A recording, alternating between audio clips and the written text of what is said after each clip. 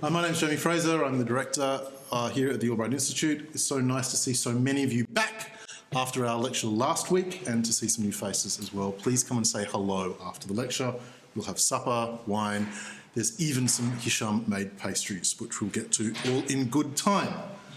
For those who were here at the last lecture, I spoke briefly about our centennial campaign. I'm going to be doing this at the opening of each lecture over the course of the next year or so, because 2024 and particularly 2025 is a remarkable year in the history of the Albright. 2025 is 100 years in this building here in what is now East Jerusalem. We rely very heavily on an endowment by donors over the course of the last 100 years, which is why we're still here today. And we rely very heavily on donors for the next 100 years, so that we're here in 2125 as well. As part of this centennial campaign, what I might do at the beginning of every lecture is just celebrate one donor who you'll see on one of the tiles throughout the Institute, just so that these aren't names, but we get a bit of the persona behind them. And today, we're going to quickly visit Joy Ungerleider Meyerson, also known as Joy Gottesman Ungerleider. Joy was one of the leading Jewish cultural philanthropists of the second half of the 20th century. She completed a BA and then an MA in Hebrew Studies at New York University, then became the curator in the late 60s, then the director between 1972 and 1980 of the Jewish Museum in New York. But really her legacy perhaps was cemented most profoundly when in 1972 she was the founder of the Dorot Foundation. And of course, as I'm sure everyone here knows, the Dorot Foundation underwrote the creation of many professorships around the local universities. She funded local digs, including the Albright's dig at Mitney. You can see this photograph which Sire gave me here. Joy is the very smiley lady in the hat on his right. And of course, the Dorot Director is the post that I hold here at the Albright Institute. Last week, I mentioned a seminal moment in the history of the Albright, which occurred in 1984 when Richard J. Schuer, or Dick Schuer, and Joy Ungerleider Meyerson teamed up to contribute $300,000 as a seed fund for the endowment. And that really was the scaffolding, or the financial scaffolding, upon which the Albright was able to move into a little more functional times, and we've been living off, in part, that endowment ever since. A tremendous moment in our history.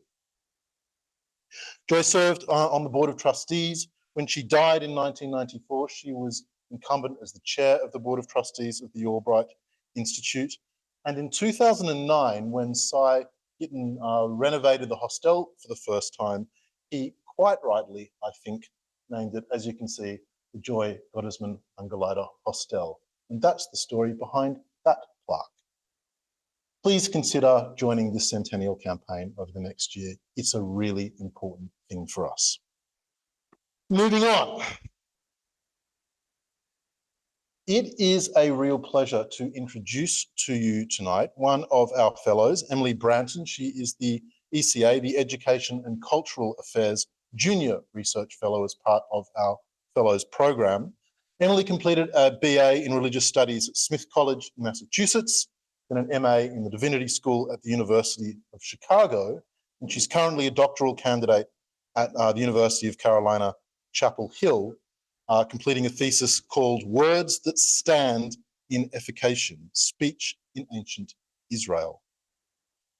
Emily was also in residence here on those tragic events of October 7. She was the last fellow to leave, and she was amongst the first of them back. It's been a delight to have her here in the Institute, particularly over the dinner conversations, learning a whole lot more about stuff I didn't know, and I think the entire fellows body as a whole. Please welcome her for a lecture tonight, The Missing Monument, Uncovering the Conceptual Foundations of a Biblical Metaphor. Emily Branton.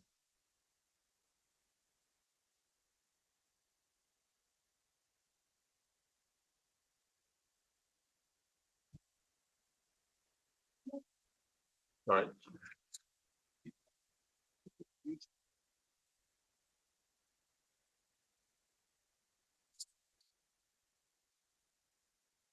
The ancient kings who dedicated memorial stelae usually acknowledged that whatever they were able to accomplish during their reigns was only possible thanks to the support and protection of the deities animating the landscapes that they lived in. I am not an ancient king or a polytheist, but I also have some debts of gratitude that I would like to acknowledge before I get started. It's been an incredible gift to work at the Albright and return to the Albright over the past several months. Jamie and Michael and Emily have been exceptionally generous and flexible in making the resources of the Albright available to me, both before the outbreak of the war and afterwards. On site, Nawal and Ahmed and Mary and Ashraf and Fuad have maintained this place as a beautiful haven with support from afar by Nadia and Hisham. My fellow fellows have been constant sources of solidarity and encouragement, as have the Oxfam staff dwelling among us, our Ox family. And finally, I've been absolutely overwhelmed by the kindness and the hospitality of faculty members at Israeli and Palestinian universities who have welcomed and encouraged me here in really amazing ways throughout my residence, even during this darkest of winters. So I thank you all. May all of you and your families be safe and well in the years to come, and may the work of your hands continue to prosper. With that, we will encounter the missing monument. The missing monument is a metaphor. That is not the missing monument. That's the bottom half of the stela of Sinzir Ibni. As far as I know, it's still in the Louvre. That's fine. By definition, I could not bring you a picture of the missing monument. It's gone. But I will explain to you how I stumbled across the case of the missing monuments and why it has come to symbolize for me the kind of research I'm doing into metaphors. And in particular, how the missing monument is helping me think about a very specific metaphor. As someone who works primarily with texts and languages, it is unfortunately the case, I hesitate to admit it here, it is unfortunately the case that I only rarely get around to actually using archaeological research and findings. I know that the solutions to many linguistic and exegetical puzzles are probably hidden in the pages of excavation reports, but I don't usually find them. So you can imagine my delight when I was sitting up late one evening in the Albright Library a few months ago, flipping through a collection of ancient Aramaic inscriptions, and I found an inscription that could solve a mystery I had been puzzling over for months. I will explain why this is in just a minute, but take my word for it. I really needed to know exactly what kind of an action is described by the biblical Hebrew verb and cognate forms in languages like Aramaic, by the causative verb lehakim, or hakim, which means something like to make something stand up or to establish it. I was positive that if only I could see some specific objects from the Iron Age and the Persian period, which were described as having been stood up with this verb, I would have a better understanding of the semantic range of what that verb actually could mean. Would it mean lifting up only one single object? Could it refer to building something gradually with bricks and stones in a pile? I didn't think so, but it would be good to be sure. Could it refer to a completed action or something repetitive, something that could be done over and over again? So lo and behold, I found this inscription. So this inscription says that someone, I'm going to pronounce his name Ninaset, I'm not sure how it should be pronounced. This image was put up by someone before his god. I also don't know how to pronounce his god's name. And it would have been some god worshipped in Anatolia during that Persian period. And the inscription ends with a usual curse against anyone who damages the image or monument. But the key for me is that verb. For the Hebrew readers, the HQM, Hey Kof Mem, verb form, he's putting up this image using my key causative verb. There's the key to the puzzle. I almost jumped out of my chair. I was so excited. I had to find out what the image was that this guy put up, that Nina said put up, and what kinds of actions putting up the image would have consisted of. I dove into Google. If I was lucky, the inscription would still be in situ, in the original place in which it had been dedicated, so the whole spatial context would be clear. But maybe the installation had been moved to a museum. Hopefully there would at least be pictures of the original setup with the inscription and the image and the space they were put up in. The inscription is no longer in situ, it is in a wooden box. And it's part of the Babylonian collection in the Peabody Museum at Yale.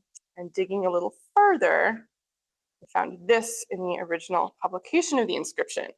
The ancient Aramaic monument was purchased in 1915 for the Museum of Yale University. It is a block of yellowish gray flint said to have been cut out of a cliff above the River Kidness in the neighborhood of the village of Kesijek, about 15 miles northeast, I think it's west, of the city of Tarsus. Accompanying the inscription originally was the image which it celebrates, but according to the testimony of a native of the region who has seen the stone in situ, there is at present no trace of any image or sculptured symbol in the neighborhood. Possibly it had been overlooked, more probably it has perished. According to this account, no trace remains of the missing monument. So I had to start all over again. Don't worry, we will come back to monuments eventually, but first I will explain why I was so interested in the meaning of this verb lehakim, to put something up or to stand something up. As part of my current research, I've been looking through the Hebrew Bible, or Old Testament, trying to understand how the authors of the Hebrew Bible described speech and words and promises and covenants and other kinds of things that you can do with words. Many of these references to words or speech in biblical Hebrew make use of metaphors. That is not unique to the Bible or to the biblical Hebrew language. All languages are full of little structural metaphors that are so commonly used that we don't even notice they exist most of the time. We take them absolutely for granted. They're simply the way we talk. These metaphors offer insight into how the speakers of all of our languages imagine abstract phenomena. I won't get into all of the theoretical background now, but I will introduce just one example of a conceptual metaphor so you can see what I mean when I say it's completely embedded into the way we think about the world. So humor me for a minute, we're going to do a little experiment. I'd like you all to answer a question for me. But the catch is you have to answer the question only using your hands. Ready? Okay. Here's the question. Let's say, hypothetically, I had some course proposals due on February 28th. I've been a little distracted lately, what with one thing and another, but I have a feeling that's someday this week. The deadline is close at hand. So with only your hand, I would like you to answer me this question. Is February the 28th today, or was that yesterday, or is that tomorrow?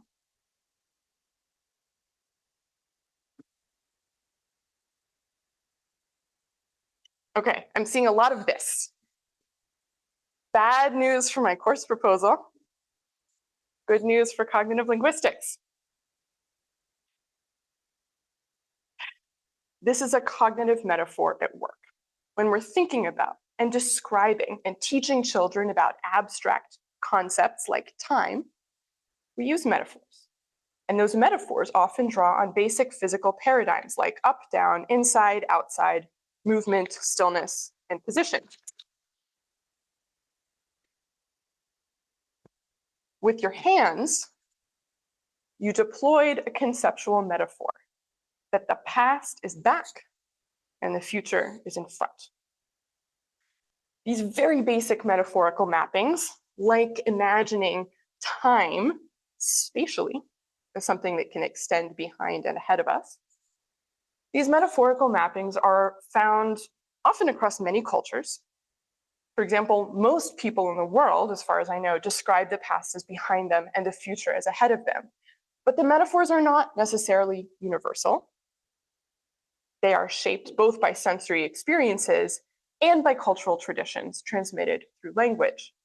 So Switzer and Nunez, for example, have described a culture and a language, it's an Indian culture, in which speakers habitually indicate that past events are in front and the future is in back.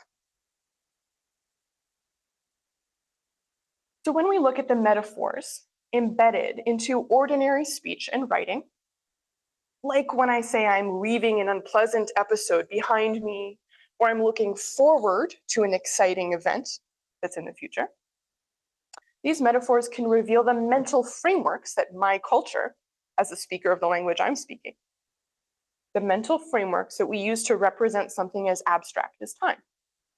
To understand how the speakers of a particular language think about something abstract, we need to look at the metaphors they use to describe it. So,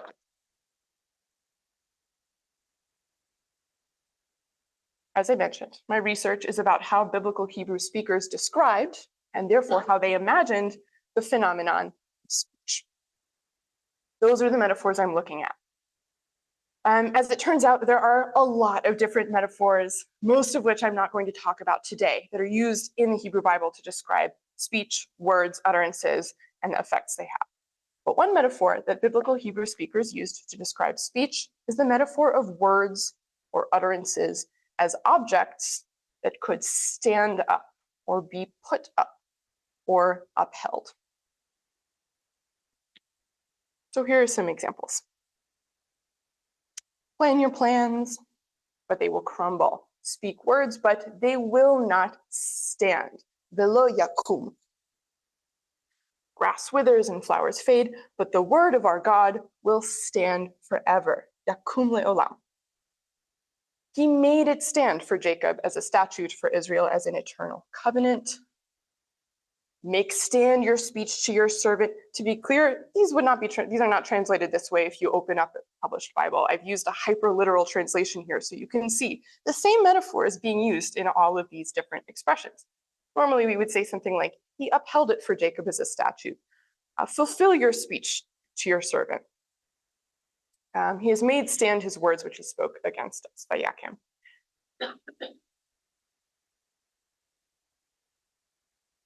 The verb that is used most commonly in this context is the verb lakum, to stand up, and the related verb lehakim, the causative form of that verb, to make something stand up. Later in time, towards the end of the biblical Hebrew speaking period, the causative form falls out of use and is replaced by lekayem, nadistem. That's what you're likely to encounter, I think, in Rabbinic Hebrew. But as I was going through the examples of the use of lehakim, of making words stand up in the Hebrew Bible, I noticed something odd, which is that different parts of the Bible actually use this metaphor in two different ways. So let's compare a few examples.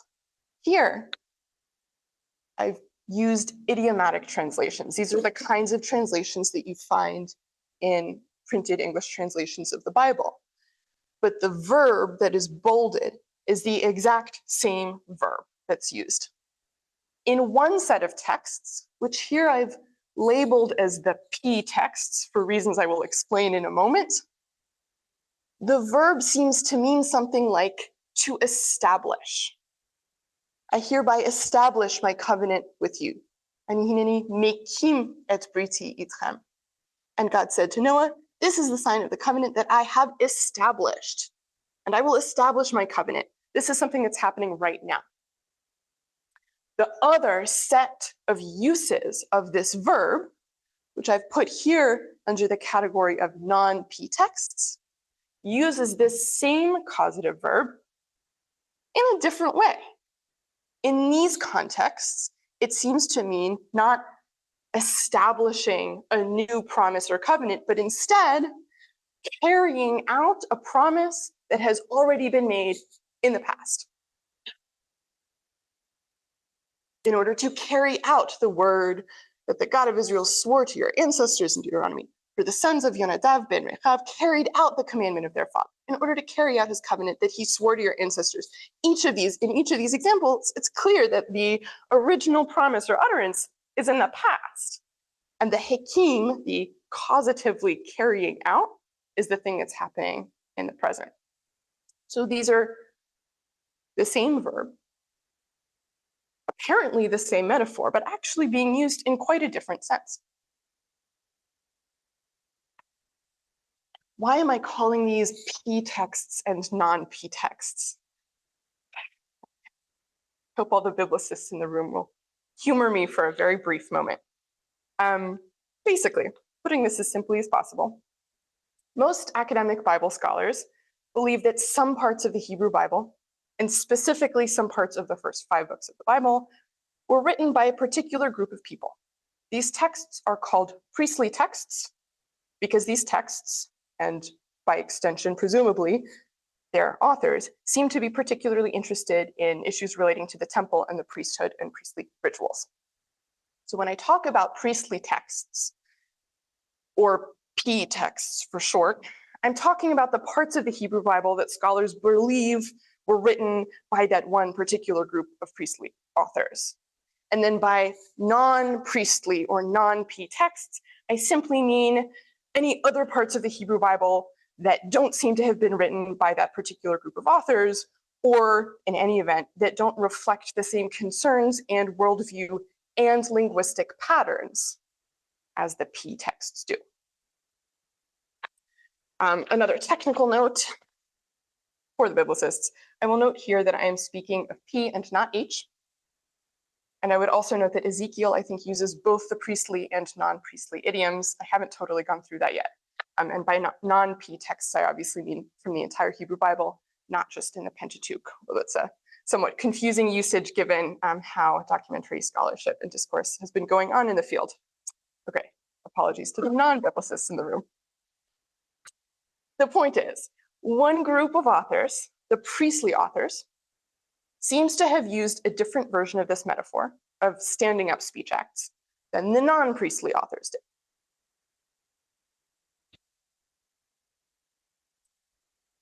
Let's look at one other example of this, which is nice because it actually gives us a fuller picture of the vocabulary. So we'll start with a non-priestly text, actually. The non-priestly idiom, the most common idiom used in biblical Hebrew across texts from different time periods and different authors, is that when a covenant is made, it's actually cut. The idiom is to cut a covenant. So the king stood by the pillar and he cut a covenant. And then part of the covenant that he makes there is actually to uphold, lehakim, the words of the previous covenant that were written in the book.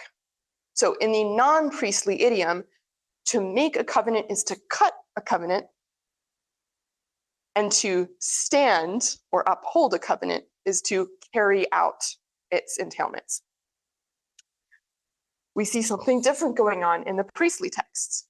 In the priestly texts, the habitual idiom is making a covenant is standing up a covenant, and carrying it out is referred to possibly metonymically, although this gets into questions of cognition, which we'll save for another lecture, remembering a covenant.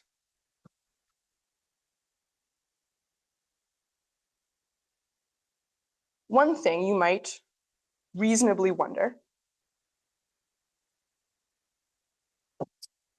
is, okay, do the differences between these two idiomatic expressions correspond with a more general difference in the semantics of the verb lehakim? Did the priestly authors just speak a different version of Hebrew in which the verb lehakim meant something totally different? No, they did not. The core sense of lehakim seems to be the same in both P texts and non-P texts. It's like to stand something up, to make it stand. You might stand up a stone. You might stand up parts of the tabernacle. And there are also metaphorical uses like establishing someone in a role of authority or power, lifting up an animal that's tipped over, or awakening or drawing the attention of someone who's asleep or not paying attention to you. So there's no radical change in the semantics of the verb itself that is controlling the differences between these two metaphorical expressions. So how else might we explain the fact that these two metaphorical expressions share a verb, but seem to describe two different phenomena related to speech acts? One part of the answer might have to do with another feature of P's unique vocabulary. Several scholars have suggested that one reason P might not want to use the normal metaphor of cutting a covenant is because priestly authors actually had a different special meaning for the verb to cut. They used the expression to cut as a reference to a very specific punishment of cutting someone out of the covenantal community. It's a punishment for very major violations of certain divine laws. And so maybe for the priestly authors, this verb of cutting has such a negative connotation that they wouldn't want to use it to describe establishing a covenant. Maybe. But while that might explain why P doesn't use the metaphor of cutting a covenant, it doesn't fully explain why it does use the metaphor of putting up a covenant instead.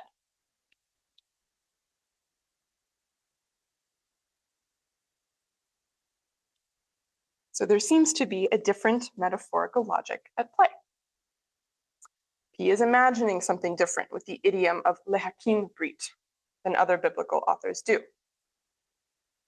I'm going to suggest that the logic of the metaphor that P uses to describe making a covenant in these narratives might relate to the way priestly texts imagine the landscape and their understanding of their God more generally.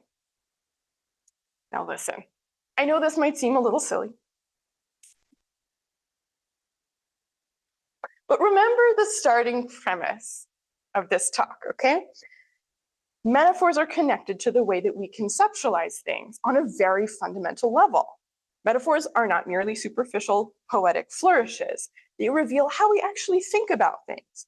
And spoken promises, commitments, and covenants were really important in the context of people living in ancient Israel and Judah, just as our own world today is organized politically on the basis of agreements and promises and norms established through speech and parliamentary deliberation and votes, and courts and laws. And we know how dangerous it is when norms and agreements and treaties are broken, or when people start challenging their legitimacy as organizing principles in society. So I think it's actually worth trying to understand how particular groups of ancient authors and thinkers thought about speech.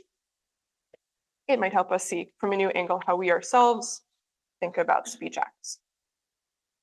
Okay, so here's what I'm going to suggest about the metaphor of establishing covenants in P. And to be clear, this is speculative. I look forward to hearing what you all think about it. But I think the priestly idiom of establishing a covenant with this verb, hakim, imagines covenants metaphorically as objects that can be stood up at a particular point in time, and which are then recognized and remembered by the actors who enact the terms of those covenants when they see them later on.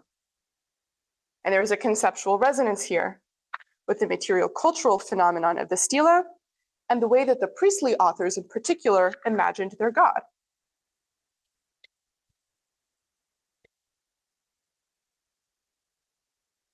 The way that priestly authors depict God is as a God who cares about people and wants to take care of them, but is also a little bit distant and doesn't always notice or remember everything that's going on every single second.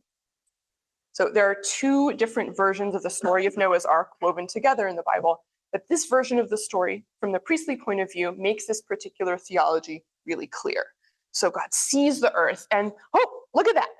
It was corrupt. Who knew? All flesh had corrupted its ways upon the earth, and God said to Noah, okay, I'm going to end all flesh, for the earth is full of violence because of them. Okay? So then, Noah builds the ark and puts the animals inside, and the flood comes. God promises never to destroy all life on earth again, establishing a covenant with them. And he knows, this God, in the priestly imagination, knows that there is a risk that he will be tempted to wipe everyone out again, because he's learned that people are pretty chaotic. But he's decided, he's committed, that he will not destroy them again. So he's proactive. He leaves himself like a sticky note, except it's not a sticky note. He leaves himself a reminder in the structure of the universe, so that if he ever starts getting upset and starts gathering a global flood storm again, he'll see his reminder and remember the covenant that he made. So he says, I've snipped out some bits in the English here, but he says, I am setting my bow in the clouds, and it will be a sign of the covenant between me and the earth. And when I bring clouds over the earth, I will see the bow in the clouds, the rainbow, and I will remember my covenant, and there will never again be floodwaters to destroy all flesh. Michael V. Fox has pointed out that priestly narratives often include promises or britot covenants, which are symbolically represented by signs. The Hebrew word is otot. These signs help God remember what to do or what not to do in these priestly narratives. So besides the rainbow, which serves as a reminder of the promise not to wipe out humanity again after the flood, there's also the sign of circumcision, which from the priestly perspective marks the reproductive anatomy of Abraham's descendants, to whom the God of Israel has promised particular kinds of fertility. The Israelites are instructed to put blood on their doorposts as a reminder to God to spare the firstborn sons from death during the Exodus from Egypt. And another one of these mnemonic reminders for God, potentially, is the Sabbath day itself. Jeffrey Stackert has argued that in the priestly vision of the Sabbath, when God sees everyone resting, he's supposed to remember the blessings of agricultural fertility that are tied to the observance of the weekly Sabbath and the sabbatical years, when fields are supposed to lie fallow.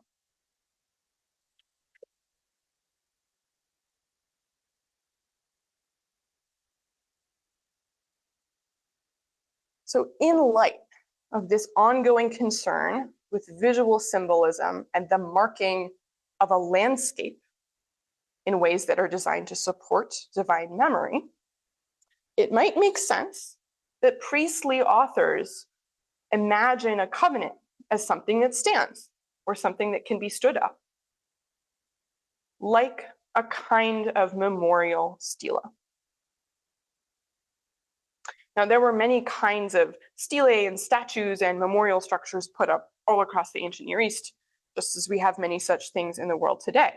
And they are designed to do lots of different things. They might embody the memory or name or record of a person's life.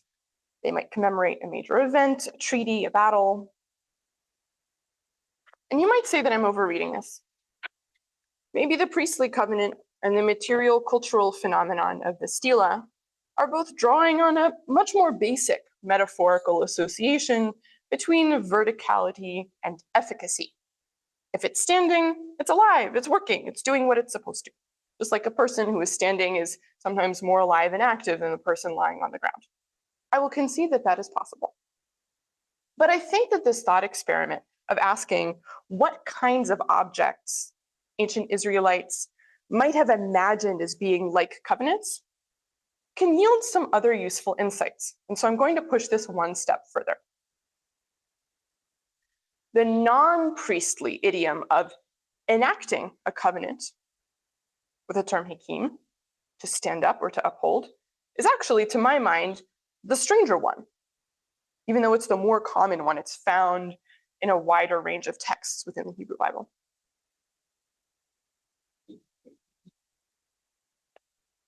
What does it really mean to make something stand if it's an intervention in a process that has already been started? When we talk about someone holding up the wall at a party, it's a joke. The wall doesn't need them, right? It's already standing. We're the ones struggling at the party. So what might this metaphor of lehakim, of standing up, a word or promise, actually mean if the word or promise has already been made?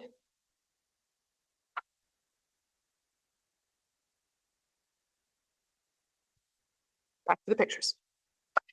If somebody already made a promise and then later on we describe them as standing up their promise, does that mean that the making of the promise in the first place is like making the object, like carving an inscription on a stela, and then the carrying it out of the promise is the standing up of the stela? Maybe. Seems a little odd. It's possible. Or maybe the monument metaphor is totally the wrong direction to go in. Maybe a promise is like a sleeping person. And when you get it up, it gets up and starts carrying out its purpose in the material world. Also maybe. But there's one other possibility that comes to mind when I ask, what might memorial monuments or stelae have in common with promises or covenants? And the answer, the other answer, was brought to my attention by my colleague Jocelyn Burney, who presented some of her research on late antique diasporic synagogues here at the Albright a few years ago. That's the following. Building something or putting up a monument is not a one-step process. Rather, the built environment requires constant repair as structures and objects degrade over time because of weather or use, or they suffer intentional damage, or they go out of style. The buildings and built structures we create and live in and among demand constant care and renewal from us.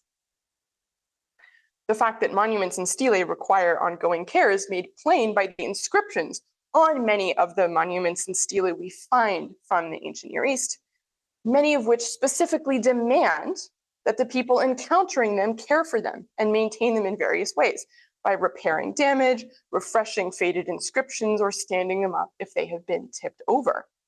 And even more of them, as we saw in Aset's missing monument inscription, more of them threaten divine punishment to anyone who causes or accelerates damage to memorial structures or stelae by tipping them down or erasing the name on them and substituting a new name on them. But memorial stelae and statues in particular often demand additional kinds of ongoing care and attention from future generations, even beyond what normal buildings and structures might need. And this is because they are supposed to stand in, often, for the living presence of the dedicator. We see a hint of this, for example, in a famous passage from the ancient Ugaritic text of Akkad. So this is a text from a late Bronze Age Canaanite city-state. And in this text, the hero laments that he doesn't have a son. And he goes on to explain why it is so important to him that he has one. What's the first thing he says? A son is someone who raises up the stela of his father's God, in the sanctuary, the votive emblem of his clan. It's someone who sends up from the earth his incense, from the dust, song of his place. So the raising of a stela in the first place is only the beginning of a set of ritual practices or engagements, which in many cases should be repeated forever afterwards.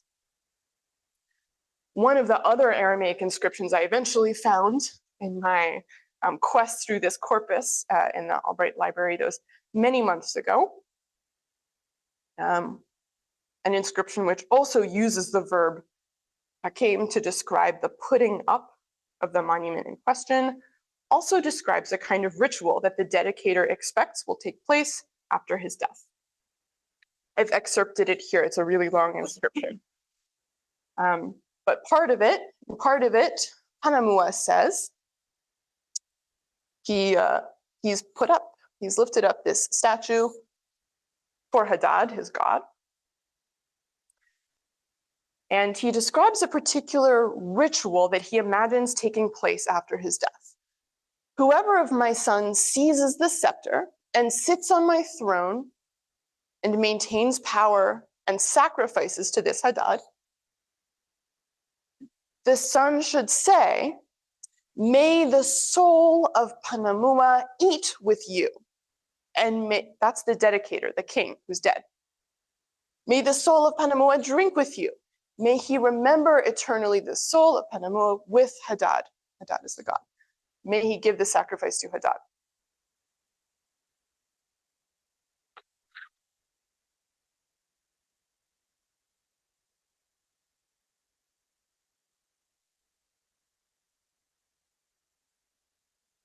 So stele, like speech acts, demand ongoing care and intervention in order to carry out their purposes. If we neglect them, they crumble and they fail. As I said before, I'm not sure myself, I'm not completely sure at least, that this comparison is the best or the only explanation for the non-priestly idiom of upholding or standing up words or covenants. Could the verb lehakim be a metonymic reference to the kinds of ongoing reestablishment and maintenance and attention that a standing monument might require over time? Maybe. But what does seem clear to me, what I'm confident about concluding, is that the ancient Israelite authors of the Hebrew Bible, both priestly and non-priestly, imagined utterances as things with substance. Covenants, promises, commitments were substantial obligations. If they were to remain incomplete or empty, if they had fallen down or were in a state of disrepair, they demanded action on the part of the speaker and even on the speaker's descendants after them. A word or a speech act demands fulfillment, just as a monument which has been knocked over must be repaired, and just as an ancestor's memory required ongoing ritual acknowledgement. So in the process of trying to reconstruct the conceptual logic of the metaphor of words that stand, in the process of trying to reimagine or reconstruct the imaginary monuments underlying ancient Israelite ideas about speech acts, I've concluded the following. Ancient Israelites imagined both human and divine speech as having the potential to stand up, that is to say, to be enacted or to be fulfilled. And as we saw in the examples above, people could not only make and keep their own promises, but they could also stand up the words of their fathers or uphold divine laws and instructions. And similarly, the Israelite God could uphold his own previously made promises and commitments. This conceptual metaphorical paradigm applies to both human and divine speech. But the claim of the authors of the Hebrew Bible was that unlike human speech and human monuments, which might tip over and become abandoned or erode and become lost to time and memory, divine promises would always stand firm. The belief that they articulated in the collection of texts that eventually became the Hebrew Bible was that the God of Israel, with the right reminders, would always remember and carry out his promises. Thank you.